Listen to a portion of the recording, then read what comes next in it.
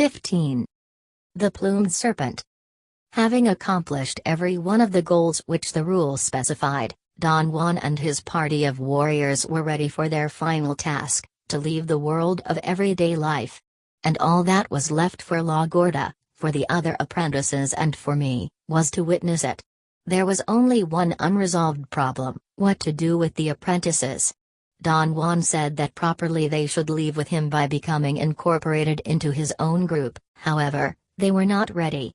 The reactions they had while attempting to cross the bridge had demonstrated to him what their weaknesses were. Don Juan expressed the feeling that his benefactor's choice to wait years before gathering a warriors' party for him had been a wise choice and had produced positive results, while his own decision to set me up quickly with the Nagual woman and my own group had nearly been fatal to us.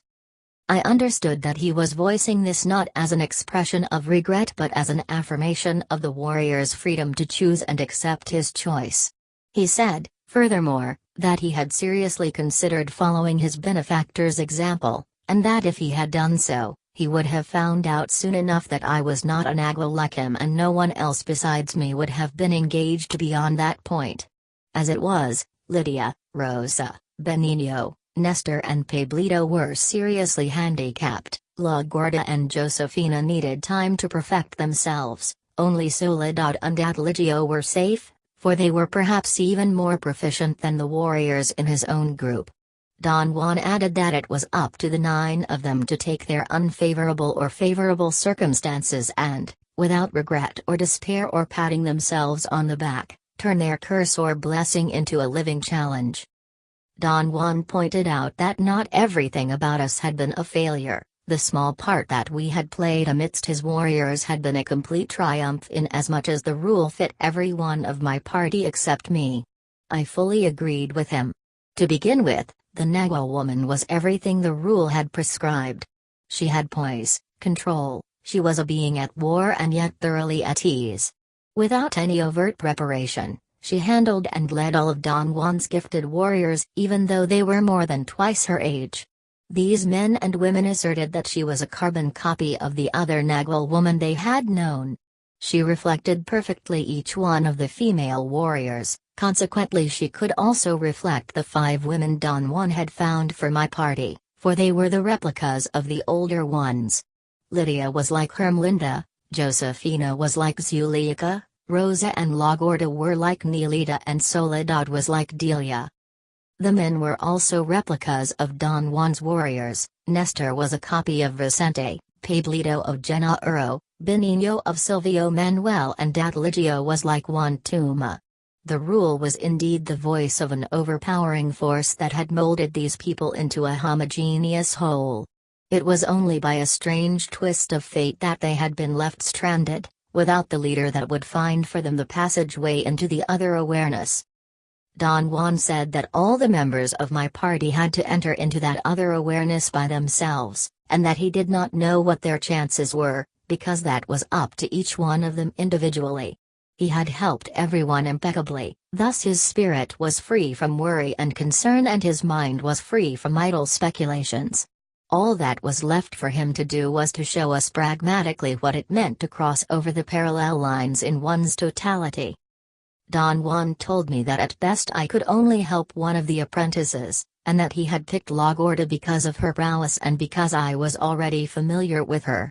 He said that I had no more energy for the others, due to the fact that I had other duties to perform, other paths of action, which were congruous with my true task. Don Juan explained to me that every one of his own warriors knew what that task was but had not revealed it to me, because I needed to prove that I was worthy of it. The fact that they were at the end of their trail, and the fact that I had faithfully followed my instructions made it imperative that this revelation take place, although only in a partial form. When the time came for Don Juan to leave, he let me know while I was in a state of normal awareness. I missed the significance of what he was saying. Don Juan tried to the very end to induce me to join my 2 states of awareness.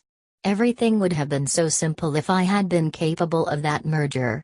Since I was not, and was only rationally touched by his revelation, He made me shift levels of awareness in order to allow me to assess the event in more encompassing terms. He warned me repeatedly that to be in the left side awareness is an advantage only in the sense that our grasp of things is accelerated. It is a disadvantage because it allows us to focus with inconceivable lucidity only on one thing at a time. This renders us dependent and vulnerable. We cannot be on our own while being in the left side awareness and have to be cushioned by warriors who have gained the totality of themselves and know how to handle themselves in that state.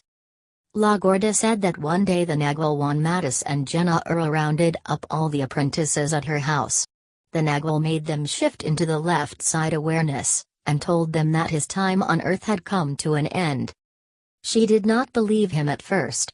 She thought that he was trying to startle them into acting like warriors. But then she realized that there was a glow in his eyes that she had never seen before.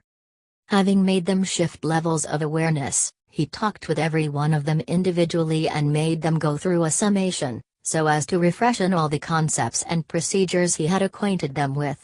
He did the same with me. My appointment took place the day before I saw him for the last time. In my case, he conducted that summation in both states of awareness.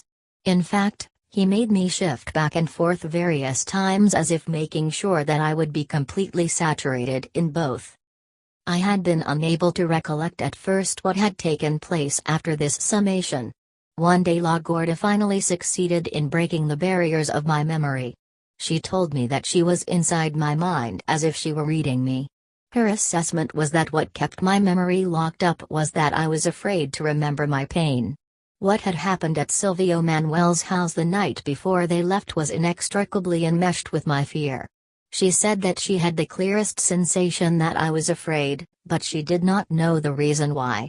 Nor could she remember what exactly had taken place in that house, specifically in the room where we sat down. As La Gorda spoke, I felt as if I were plummeting into an abyss. I realized that something in me was trying to make a connection between two separate events that I had witnessed in my two states of awareness. On my left side I had the locked-up memories of Don Juan and his party of warriors on their last day on Earth. On my right side I had the memory of having jumped that day into an abyss. In trying to join my two sides I experienced a total sense of physical descent. My knees gave way and I fell to the floor. When I described my experience and my interpretation of it, La Gorda said that what was coming to my right side awareness was doubtlessly the memory that had surfaced in her as I talked. She had just remembered that we had made one more attempt to cross the parallel lines with the Nagwal Mattis and his party. She said that the two of us together with the rest of the apprentices had tried once more to cross the bridge. I could not bring that memory into focus. There seemed to be a constricting force that prevented me from organizing my thoughts and feelings about it. La Gorda said that Silvio Manuel had told the Nagwal Mattis to prepare me and all the apprentices for their crossing. He did not want to leave me in the world, because he thought that I did not stand a chance of fulfilling my task. The Nagwal disagreed with him but carried out the preparations regardless of how he felt. La Gorda told me that she remembered I had driven to her house to take her as well as the other apprentices to Silvio Manuel's house. They remained there while I went back to the Nagwal Mattis and Jenna Uro in order to prepare for the crossing. I did not remember it at all. She insisted that I should use her as a guide, since we were so intimately joined. She assured me that I could read her mind and find something there that would awaken my full recollection. My mind was in a state of great turmoil. A feeling of anxiety prevented me from even focusing on what La Gorda was saying.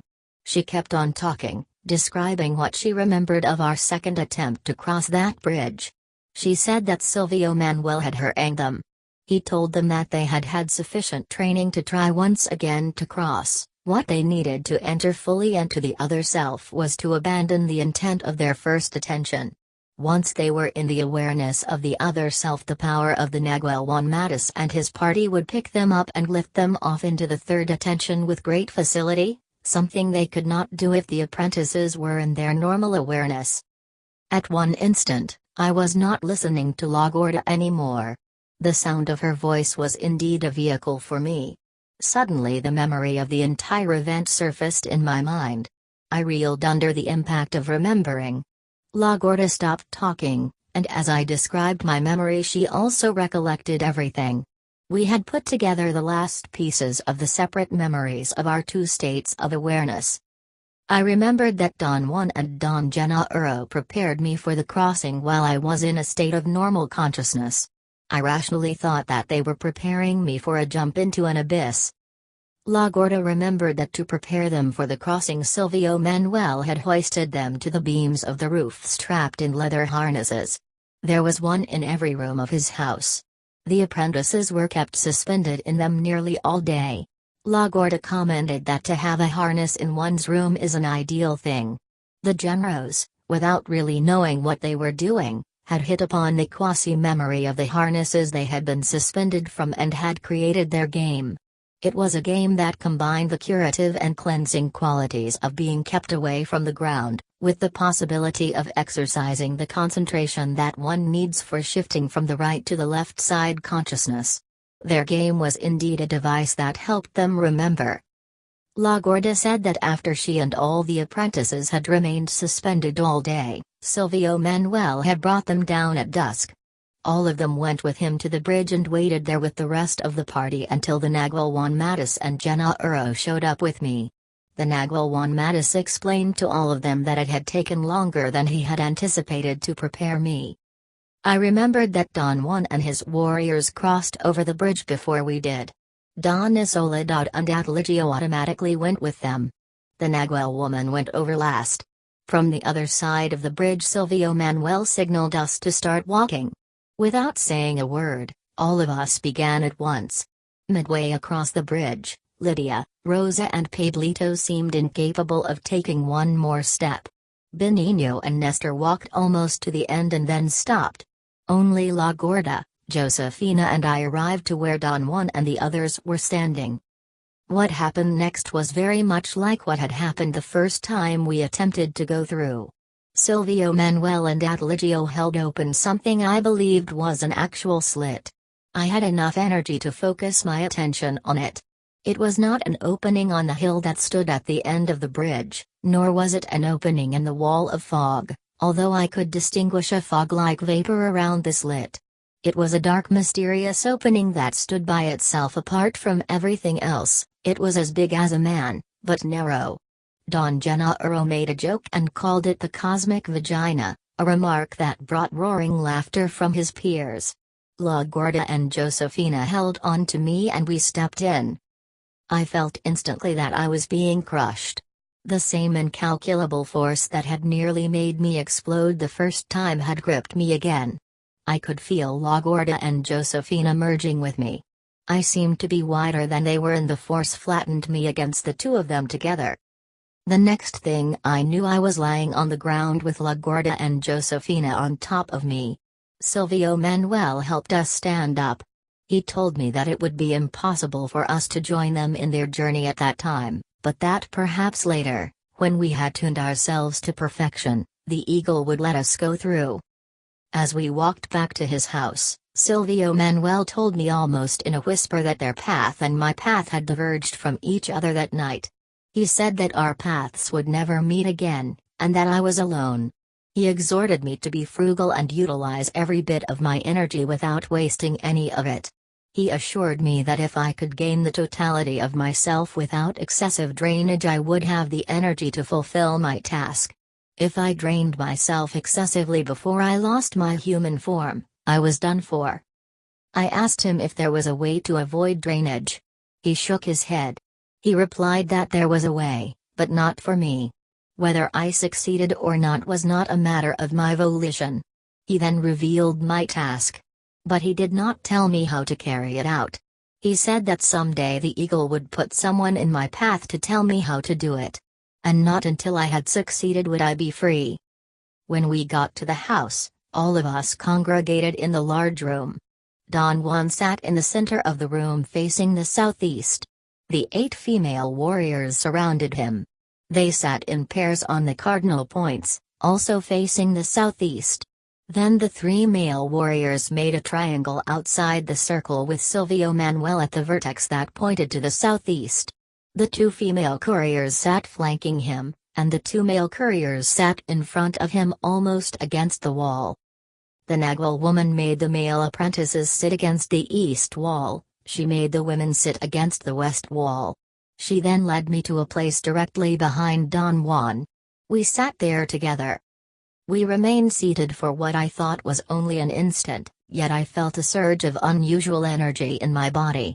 I believed that we had sat down and then immediately stood up.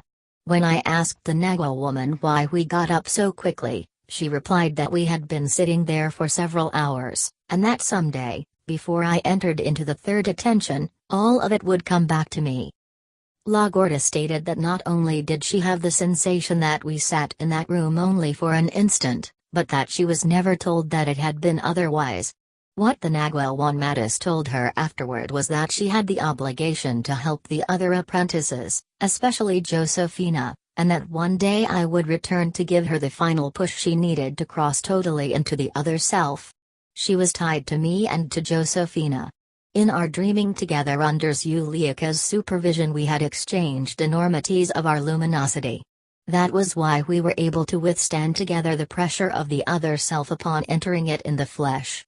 He also told her that it was the power of the warriors of his party which had made the crossing so easy this time, and that when she would have to cross on her own, she had to be prepared to do it in dreaming.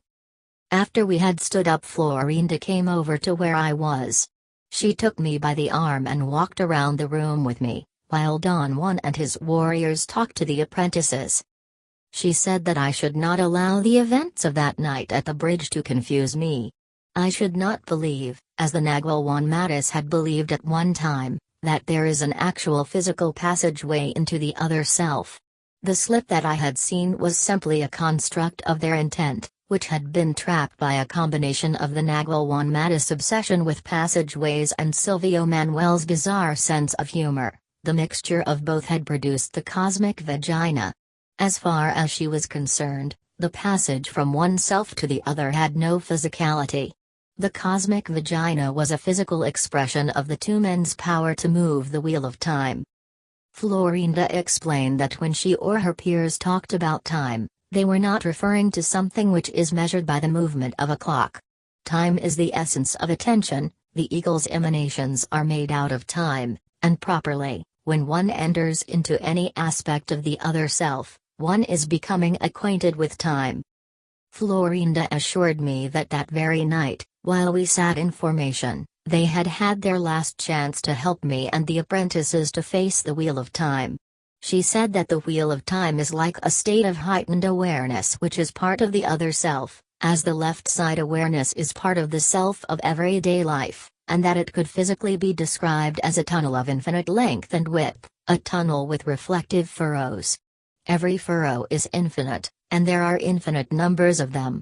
Living creatures are compulsorily made, by the force of life, to gaze into one furrow.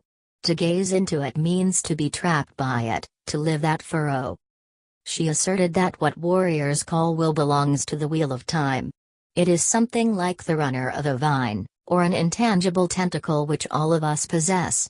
She said that a warrior's final aim is to learn to focus it on the wheel of time in order to make it turn. Warriors who have succeeded in turning the wheel of time can gaze into any furrow and draw from it whatever they desire, such as the cosmic vagina. To be trapped compulsorily in one furrow of time entails seeing the images of that furrow only as they recede. To be free from the spellbinding force of those grooves means that one can look in either direction, as images recede or as they approach.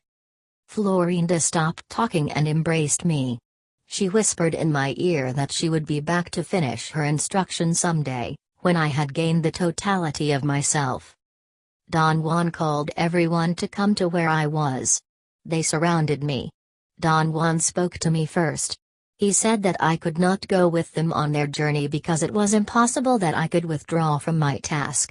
Under those circumstances the only thing they could do for me would be to wish me well.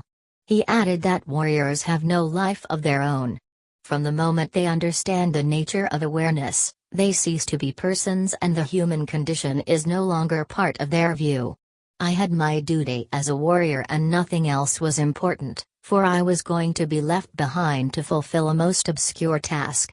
Since I had already relinquished my life, there was nothing else for them to say to me, except that I should do my best.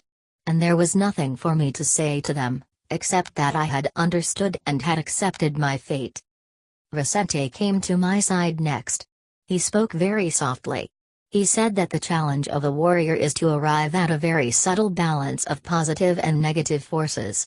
This challenge does not mean that a warrior should strive to have everything under control, but that a warrior should strive to meet any conceivable situation, the expected and the unexpected, with equal efficiency. To be perfect under perfect circumstances was to be a paper warrior. My challenge was to be left behind. Theirs was to strike onward into the unknowable. Both challenges were consuming. For warriors, the excitation of staying put is equal to the excitation of the journey. Both are equal, because both entail the fulfilling of a sacred trust. Silvio Manuel came to my side next. He was concerned with practicalities. He gave me a formula, an incantation for times when my task would be greater than my strength. It was the incantation that came to my mind the first time I remembered the Nagual woman. I am already given to the power that rules my fate. And I cling to nothing, so I will have nothing to defend. I have no thoughts, so I will see. I fear nothing, so I will remember myself. Detached and at ease. I will dart past the eagle to be free. Io mi dial poder que a mi destino rige. No me agarro ya de nada, para si no tener nada que defender. No tengo pensamientos, para si poder ver. No temo ya en nada, para si poder acordarme de mí. Sereno y exprendido. Mi dejará el aguila pasar a la libertad. He told me that he was going to reveal to me a practical maneuver of the second attention, and right then he turned into a luminous egg. He reverted back to his normal appearance and repeated this transformation 3 or 4 more times. I understood perfectly well what he was doing. He did not need to explain it to me, and yet I could not put into words what I knew. Silvio Manuel smiled, cognizant of my problem. He said that it took an enormity of strength to let go of the intent of everyday life. The secret that he had just revealed was how to expedite letting go of that intent. In order to do what he had done, one must place one's attention on the luminous shell. He turned one more time into a luminous egg, and then it became obvious to me what I had known all along. Silvio Manuel's eyes turned for an instant to focus on the point of the second attention. His head was straight, as if he had been looking ahead of him, only his eyes were askew. He said that a warrior must evoke intent. The glance is the secret. The eyes beckon intent. I became euphoric at that point. I was at long last capable of thinking about something I knew without really knowing. The reason why seeing seems to be visual is because we need the eyes to focus on intent. Don Juan and his party of warriors knew how to use their eyes to catch another aspect of intent and called this act seeing. What Silvio Manuel had shown me was the true function of the eyes, the catchers of intent. I then used my eyes deliberately to beckon intent. I focused them on the point of the second attention. All of a sudden Don Juan, his warriors, Dona Soledad, and Atligio were luminous eggs, but not La Gorda, the 3 little sisters, and the Genros. I kept on moving my eyes back and forth between the blobs of light and the people, until I heard a crack in the base of my neck, and everybody in the room was a luminous egg. I felt for an instant that I could not tell them apart, but then my eyes seemed to adjust and I held 2 aspects of intent, 2 images at once. I could see their physical bodies and also their luminosities. The 2 scenes were not superimposed on each other but separate, and yet I could not figure out how. I definitely had 2 channels of vision, and seeing had everything to do with my eyes and yet was independent of them. I could still see the luminous eggs, but not their physical bodies when I closed my eyes. I had at one moment the clearest sensation that I knew how to shift my attention to my luminosity. I also knew that to revert to the physical level, all I had to do was to focus my eyes on my body. Don Gennaro came to my side next and told me that the Naguilwan Mattis, as a parting gift, had given me duty, Vicente had given me challenge, Silvio Manuel had given me magic, and he was going to give me humor. He looked me up and down and commented that I was the sorriest looking Naguil he had ever seen. He examined the apprentices and concluded that there was nothing else for us to do, except to be optimistic and to look on the positive side of things. He told us a joke about a country girl who was seduced and jilted by a city slicker. When she was told on the day of her wedding that the groom had left town, she pulled herself together with the sobering thought that not everything had been lost. She had lost her virginity, but she had not yet killed her piglet for the wedding feast. Don Gennaro told us that the only thing that would help us to get out of our situation, which was the situation of the jilted bride, was to hold on to our piglets, whatever they might be, and laugh ourselves silly. Only through laughter could we change our condition. He coaxed us with gestures of his head and hands to give him a hearty ha-ha. The sight of the apprentices trying to laugh was as ridiculous as my own attempt. Suddenly I was a-laughing with Don Juan and his warriors. Don Gennaro, who had always made jokes about my being a poet, asked me to read a poem out loud. He said that he wanted to summarize his sentiments and his recommendations with the poem that celebrates life, death and laughter. He was referring to a fraction of José Grostiz's poem, Death Without End. The Naguil woman handed me the book and I read the part that Don Juan and Don Gennaro had always liked. Oh, what blind joy! What hunger to use up!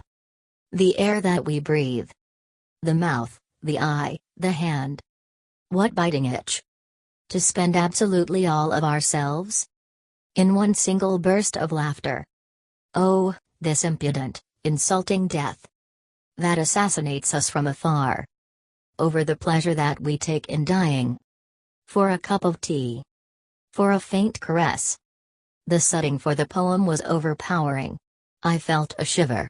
Ermilito and the courier Juan Tuma came to my side. They did not say a word. Their eyes were shining like black marbles. All their feelings seemed to be focused in their eyes.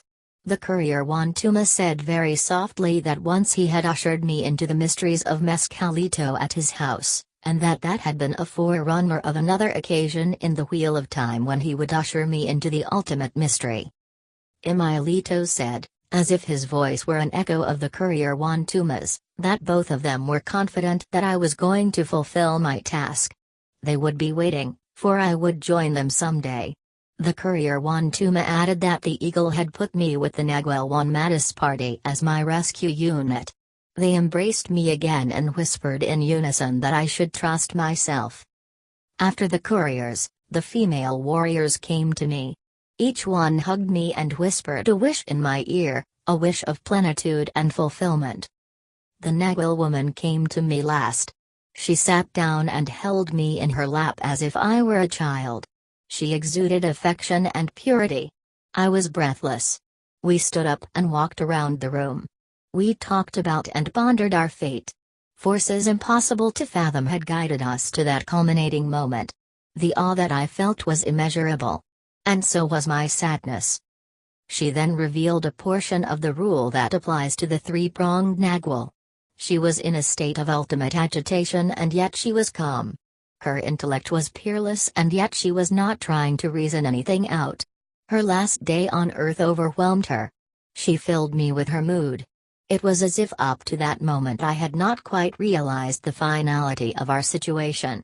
Being on my left side entailed that the primacy of the immediate took precedence, which made it practically impossible for me to foresee beyond that moment. However, the impact of her mood engaged a great deal of my right side awareness and its capacity to prejudge feelings that are to come. I realized that I would never again see her. That was unbearable. Don Juan had told me that on the left side there are no tears, that a warrior can no longer weep, and that the only expression of anguish is a shiver that comes from the very depths of the universe. It is as if one of the eagle's emanations is anguish. The warrior's shiver is infinite. As the Nagwa woman talked to me and held me, I felt that shiver.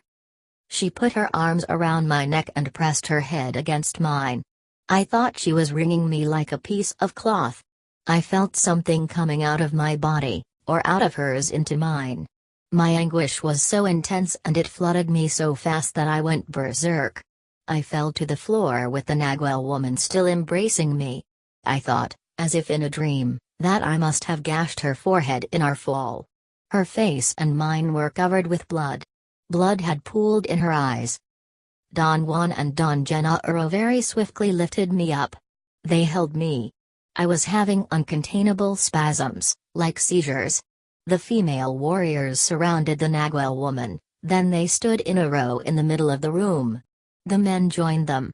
In one moment there was an undeniable chain of energy going between them. The row moved and paraded in front of me. Each one of them came for a moment and stood in front of me, but without breaking the row.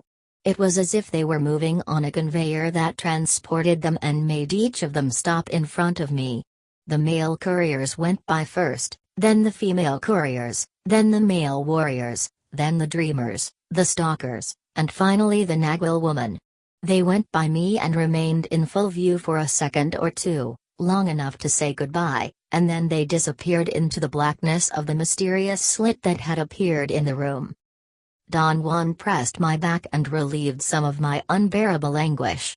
He said that he understood my pain, and that the affinity of the Nagwa man and the Nagwa woman is not something that can be formulated. It exists as a result of the emanations of the ego. Once the two people are put together and are separated, there is no way to fill the emptiness, because it is not social emptiness, but a movement of those emanations. Don Juan told me then that he was going to make me shift to my extreme right. He said that it was a merciful although temporary maneuver, it would allow me to forget for the time being, but it would not soothe me when I remembered. Don Juan also told me that the act of remembering is thoroughly incomprehensible. In actuality it is the act of remembering oneself, which does not stop at recollecting the interaction warriors perform in their left side awareness, but goes on to recollect every memory that the luminous body has stored from the moment of birth.